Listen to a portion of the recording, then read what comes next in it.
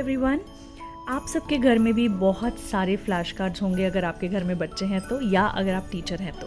सो जो flash cards होते हैं उनको हम नॉर्मली सिर्फ देख के नाम बोलने के लिए या फिर वर्ड आइडेंटिफाई करने के लिए यूज़ करते हैं। आज के वीडियो में मैं आपको 17 वेज बताने वाली हूँ जिसमें हम इन फ्लैश कार्ड्स को यूज़ कर सकते हैं। कुछ मेथड्स आपको ऑलरेडी मालूम होंगे, कुछ मेथड्स हो सकता है आपके लिए न्यू हो, पर जो भी मेथड आपको बेस्ट लगे प्लीज़ मुझे कमेंट करके ज़रूर बताइएगा। So let's get start. First तरीका है वो है ये कि बच्चे को देख के इमेज आइडेंटिफाई करनी है, आइडेंटिफाई पिक्चर। तो या तो आप एक एक करके फ्लैश कार्ड्स दिखा सकते हैं या फिर आप बोल सकते हैं कि इनमें से ट्रक कौन सा है, तो वो पॉइंट आउट एक्टिविटी है रीड द वर्ड। अगर आपका बच्चा एक बार रीडिंग करना शुरू कर देता है तो आप CVC सिंपल वर्ड्स के साथ शुरू कर सकते हैं। अब हम आ जाते हैं थर्ड तरीके पे जो कि है साउंड्स को लेकर। सो अगर आप फोनिक्स सिखाते हैं तो flash cards are a saviour for phonics teachers and mamas who are teaching phonics. तो आप इजीली ये यूज़ कर सकते हैं कि जो आपने फ्लैश कार्ड उठाया है उसकी स्टार्टिंग साउंड क्या है, या फिर जो आपने फ्लैश कार्ड उठाया है उसकी लास्ट साउंड क्या है, या फिर जो फ्लैश कार्ड है उसकी मिडिल साउंड। चौथा तरीका है जिसमें कि आप बच्चे को एक पाइल ऑफ कार्ड्स दे देंगे, उसमें से कोई भी कार्ड को पिक करना है, ओके, एंड देन वर्ड पढ़ना है पिग, या फिर पिक्चर आइडेंटिफाई करनी है और एक सेंटेंस बोलना है। So for example, in my farm there are lots of pigs. ये हो गया फर्स्ट सेंटेंस। अगर आपको इसको और चैलेंजिंग करना है तो आप उससे बोलिए कोई भी 2 कार्ड्स पिक करें। ओके, ये दूसरा कार्ड है। अब उसे एक सेंटेंस बनाना है जिसमें ये दोनों हो। सो yesterday when I was crossing the village road I saw few chicks sitting on the pigs। इस तरीके से। ओके, अब अगर इसको और लेवल पे बढ़ाना है तो उनसे बोलिए कोई भी दूसरा card. Okay okay, so again हमें एक सेंटेंस बनाना है जिसमें ये तीनों हो। ओके, सो ये है हमारा चौथा तरीका। अब हमारा फिफ्थ तरीका है, पांचवा तरीका है कि किसी भी फ्लैश कार्ड को वो पिक करेंगे और पढ़ने के बाद बच्चे को उस वर्ड को यूज करते हुए एक दूसरा वर्ड बनाना पड़ेगा। सो फॉर एग्जाम्पल ये है एंट। एंट में हम क्या जोड़ सकते हैं बाद में या पहले जिससे कि हम कोई दूसरा वर्ड बना सके। ओके, तो मुझे याद आ रहा है एंट मैन फ्रॉम एवेंजर्स, तो ये एंट मैन एक अनदर वर्ड बन गया। ओके, सो ये हो गया। गिफ्ट में हम क्या ऐड करें जिससे ये दूसरा वर्ड बन जाए। Okay, gifting, gifting, I am gifting her a new watch. ठीक है, अगर हम यहाँ पे आ जाए ड्रिंक, ओके, खस ड्रिंक और मैंगो ड्रिंक और ऑरेंज ड्रिंक, तो ये बन गया दूसरा वर्ड। ओके, अब हमारा सिक्स्थ तरीका है, अगर आप किसी फ्लैश कार्ड को पिक करने के लिए बच्चे को बोलते हैं तो आप उसके बाद ये भी पूछ सकते हैं कि ये कौन सा पार्ट ऑफ स्पीच है। सो फॉर एग्जाम्पल ये ट्रे है, तो tray is a name of a thing, so it is a noun. Now quack, quack is an action और इसलिए ये होगा वर्ब। इस तरीके से आप किसी भी कार्ड के साथ ये कर सकते हैं। हमारा सातवां तरीका है, आप कोई भी फ्लैश कार्ड पिक करने के लिए बोलिए और उसके जो लेटर्स हैं वो एक एक लेटर के साथ आपको एक पार्ट ऑफ स्पीच बताएंगे। सो फॉर एग्जाम्पल इन तीनों के साथ वो एक एक नाउन्स बोल सकते हैं। C for cam, A for alligator, that is the name of an animal, and R for rocket, again the name of a thing, right. So इस तरीके से आप पार्ट्स ऑफ स्पीच भी खेल सकते हैं। इसी गेम को हम थोड़ा सा और मॉडिफाई कर देंगे हमारे 8th स्टाइल में।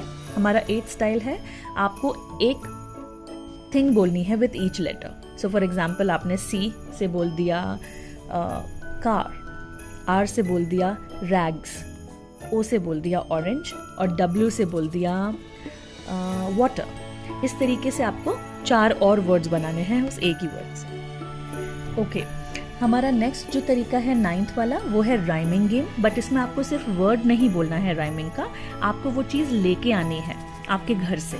सो फॉर एग्जाम्पल प्ले, प्ले का राइमिंग हम कर सकते हैं ट्रे, तो आपको जाके किचन से ट्रे लेके आनी है, या फिर हम कर सकते हैं क्ले, तो आपको जाके क्ले लेके आना है। एंड ऑल्सो आप इसको ये कर सकते हैं कि प्ले कितने वर्ड्स के साथ राइम होता है, वो सारे वर्ड्स के आपके घर में मौजूद हैं तो उनको आपको लेके आना है, या फिर आप ड्रॉ भी कर सकते हैं अगर वो चीज़ें नहीं हैं। अब जो मैं आपको नेक्स्ट तरीका बताने वाली हूँ वो मेरा और मेरे बेटे का फेवरेट है, दैट इज़ डम शराड्स। सो डम शराड्स के लिए हम किसी भी एक कार्ड को पिक करते हैं, धीरे से पढ़ते हैं और उसको छुपा देते हैं। ओके, 2 टीम्स में, मेरा बेटा एक टीम में और मैं दूसरी टीम में।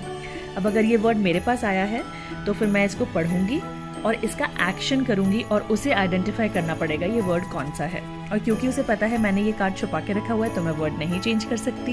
It has to be like that. डमशराड्स खेलने के लिए आपके बच्चे को थोड़ा सा आपको ट्रेन करना पड़ेगा कि वो एक्शंस किस तरीके से करे और चीज़ों को समझाए कैसे आपको। अगर बच्चा डमशराड्स में अच्छा नहीं है या वो नहीं पिकअप कर पा रहा है तो आप क्वेश्चन बेस्ड गेम भी खेल सकते हैं। फॉर एग्जाम्पल, अगर आप ट्रे वर्ड यूज़ करते हैं तो आप बोल सकते हैं कि it is used in the kitchen and it is used to keep things and serve it to our guests, या carry lots of things together, it looks like a plate. ऐसे करके आप हिंट्स दे सकते हैं एंड उसे guess कर सकते हैं। हमारा नेक्स्ट तरीका है 11th one, and that is to connect the flashcard with a story or a rhyme the kid knows. Okay, so for example ये clock, तो clock देख के उसको कौन सी rhyme या story याद आती है वो आपके साथ शेयर करेंगे। So basically ये वाला जो तरीका है वो connections बनाने के लिए है कि वो अपने आसपास की चीज़ों से कितना कनेक्ट कर पाते हैं।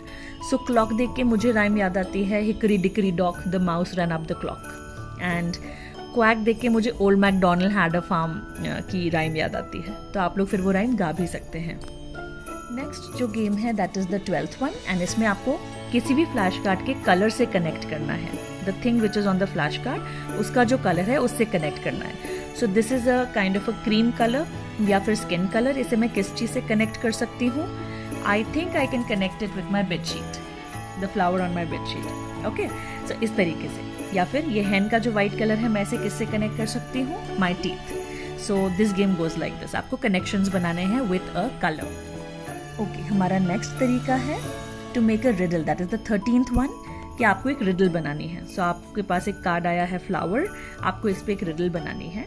रिडल आप किसी भी तरीके से राइमिंग पोएम करके या फिर जस्ट सेंटेंसेस लिख के बना सकते हैं। हमारा 14th या 14वां तरीका है कि आप किसी भी कार्ड को पिक करने के लिए बच्चे को बोल सकते हैं एंड देन टाइम करके आवर ग्लास यूज़ कर सकते हैं या फिर घड़ी का मिनट हैंड यूज़ कर सकते हैं। उसे यूज़ करके उसे 1 मिनट तक उस टॉपिक पे कुछ प्रेजेंट करना है आपको। अगर बच्चा ऑन द स्पॉट प्रेजेंटेशंस नहीं दे सकता तो आप उसे एनकरेज कर सकते हैं, थोड़ा सा वर्किंग टाइम दे सकते हैं कि वो सोचे और कुछ सेंटेंसेस अपने दिमाग में फ्रेम करे और फिर उसे प्रेजेंट करे। अगर वो इंग्लिश में कंफर्टेबल नहीं है तो आप हिंदी से शुरुआत कर सकते हैं। Once the hesitation goes down then you can start with another language. हमारा 15th तरीका है राइट 5 सेंटेंसेज ऑन इट। तो ये थोड़ा सा हाई लेवल है जिसमें आपको बच्चे को थोड़ा सा टाइम देना पड़ेगा और बच्चे को बोलना पड़ेगा कि किसी भी एक टॉपिक पे आपको 5 सेंटेंसेज लिखने हैं। इन दिस आप ऑप्शंस ले सकते हैं या फिर आप कार्ड्स को उल्टा करके रख सकते हैं, थोड़ा सा कुछ कवर करके, और फिर उन्हें बोल सकते हैं कि they can pick up a card and जो भी आपके पास आया आपको उस पर लिखना है। अगर बच्चे को ये चीज़ें सब बोरिंग लगती हैं तो आई वुड सजेस्ट कि आप भी उसके साथ ये काम करें। आप पहले अपना प्रेजेंट करें और फिर बच्चे का प्रेजेंटेशन लें, तो उससे बच्चे को एनकरेजमेंट मिलता है कि जब मेरे साथ इक्वल की तरह कोई खेल रहा है तो मुझे भी इक्वली पार्टिसिपेट करना है और मुझे इस गेम में अच्छा करना है। हमारा नेक्स्ट गेम है that is the 16th one. ये कैटेगरीज के ऊपर है, सभी कार्ड्स में कैटेगरीज होती हैं। ओके, सो जब आप कार्ड्स को खोलते हैं तो उनमें भी आप देखेंगे कि आप कुछ कैटेगराइजेशन कर सकते हैं। फॉर एग्जांपल यहाँ पे अगर आप देखेंगे तो कुछ लिविंग थिंग्स हैं और कुछ नॉन लिविंग थिंग्स हैं, तो आप वैसे कैटेगरीज क्रिएट करने के लिए बच्चे को बोल सकते हैं। या फिर यहाँ पे कुछ एनिमल्स हैं और थिंग्स हैं, ऐसे करके आप कैटेगरीज क्रिएट कर सकते हैं। या फिर कलर्स की कैटेगरीज भी क्रिएट कर सकते हैं। तो ऐसे करके आप बच्चे को बोल सकते हैं कि इनको कलर्स में या फिर सेम साउंड्स में या फिर सेम तरीके की कैटेगरीज में आप बना के रखिए। तो वो सारे फ्लैश कार्ड्स को ज्वाइन करके उनके सेट्स बना के रख सकते हैं। जैसे आज हम अगर एनिमल कैटेगरी खेल रहे हैं तो हमें सिर्फ एनिमल वाले कार्ड्स को एक साथ रखना है।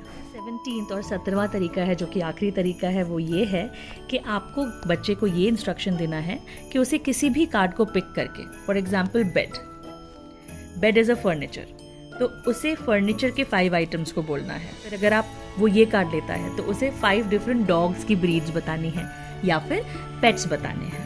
Last one is gloves.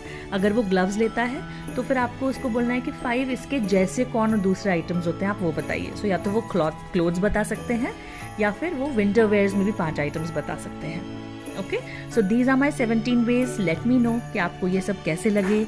I am sure कोई एक तरीका ऐसा होगा जो आपने अभी तक ट्राई नहीं किया होगा, तो please do try and let me no. And also comment below and let me know कि आपको कौन सा बेस्ट लगा. Thank you so much for coming to this channel and watching this video of mine.